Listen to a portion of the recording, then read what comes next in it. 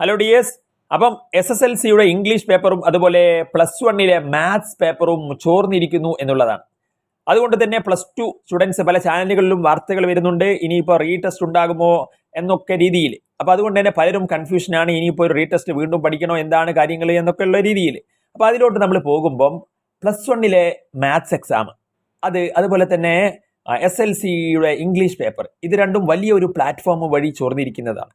അപ്പോൾ അതുകൊണ്ട് തന്നെ ലക്ഷക്കണക്കിന് സ്റ്റുഡൻസിലോട്ട് എത്തിയിരിക്കുന്നു. അതുകൊണ്ട് ആ 2 എക്സാമുകളും രണ്ടാമത് നടത്തേണ്ടതായി വരും എന്നുള്ള കാര്യത്തിൽ ഒരു സംശയവുമില്ല. കാരണം അതൊരു ഇമേജ്, വിദ്യാഭ്യാസ വകുപ്പിന് അവരുടെ ഒരു ഇമേജ് നോക്കുന്നതിന് വേണ്ടിയിട്ടും ഒക്കെ അത് നടത്താതിരിക്കുന്നതിൽ യാതൊരു ലോജിക്കുമില്ല.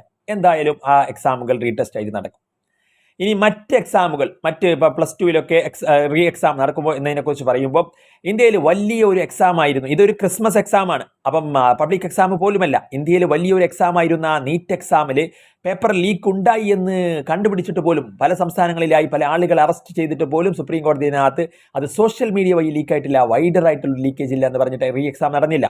ഇതിപ്പം +2 പേപ്പറൊന്നും ഒരു സോഷ്യൽ മീഡിയ പ്ലാറ്റ്ഫോം വഴി ലീക്കായിട്ടില്ല എന്നുള്ളതാണ് നമുക്ക് മനസ്സിലാവുന്നത്. കാരണം അങ്ങനെ ലീക്കായിട്ടുണ്ടെങ്കിൽ ഡെഫിനറ്റ്ലി അത് ഉടനെ തന്നെ മീഡിയ വഴിയൊക്കെ അറിയും. പക്ഷെ അത്തരത്തിലൊരു പരാതി വന്നിട്ടില്ല +2 പേപ്പറുകളെ സംബന്ധിച്ചൊന്നും. അപ്പോൾ അതുകൊണ്ട് തന്നെ +2 എക്സാമുകളൊന്നും ഇനി രണ്ടാമത് നടക്കുവാനുള്ള ഒരു സാധ്യത എനിക്ക് ലോജിക്കലി അതിനകത്തൊരു ലോജിക്ക് ഇനി നടക്കുമെന്ന് എനിക്ക് തോന്നുന്നില്ല. അപ്പം ഞാൻ എൻ്റെ ഒരു ഒപ്പീനിയനാണ് ഇതിനകത്ത് പറയുന്നത്.